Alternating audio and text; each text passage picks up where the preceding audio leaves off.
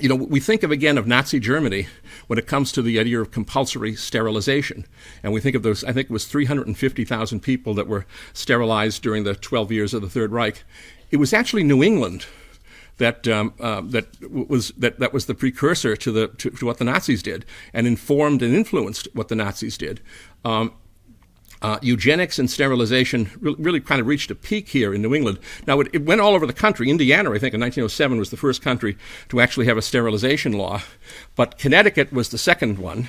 And right here in New Hampshire, you had one of the largest, something like 700 people were forcibly sterilized in the first half of the 20th century. Again, sterilized against their will. And it was anyone that was considered mentally feeble. They were judged to be an imbecile or judged to be mentally incompetent. But it really was more than that. It was also anyone that was any kind of deviancy or delinquency or even a physical disability. If you were an epileptic, you could be seized by the state and forcibly sterilized. We find this unbelievable today, but this was prevalent in this region only less than a century ago.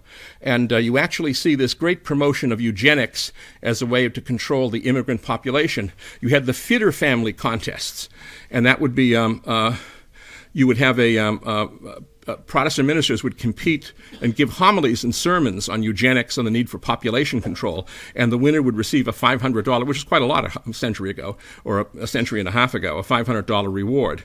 They were worried about a disparity in birth rates between immigrants and the native Anglo-Protestant society. And in Boston, by probably the end of the 19th century, a majority were actually, you actually had a Catholic majority and a majority of foreign-born Catholics. But one of the other aspects of this was also that you had in New England the affluence to do something about this. You had these kind of population control programs required public funding. They required trained public health administrators, people that could come from the elite universities like Harvard. So you had the resources and you had the elite academic culture here in New England that you didn't have in other parts of the country. And you also very sadly had kind of conformist Catholics who were willing to, for the sake of, particularly the political class, who for the sake of political power wanted to appease Anglo-Protestant sensibilities. They had an ethic of assimilation and a kind of a tradition of accommodation, and they were unwilling to offend the pieties of the secular elites. But we actually saw here in New England something like in Massachusetts, 25 different asylums, reformatories, various public schools were opened specifically for the purpose of dealing with the mentally disabled, and in which they would be then sterilized if a doctor and the public health administrator decided it was in the public interest. The Fernald School, Dr. Everett Flood there was a Protestant. Besides, it was Harvard University. And it was public health administrators, and it was mainline Protestant ministers that were the chief advocates of this. There was a C.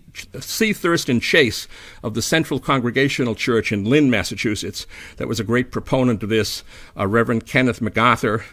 There was numerous attempts to promote mandatory sterilization. You had birth control and sterilization and abortion actually legal in Rhode Island all during this period.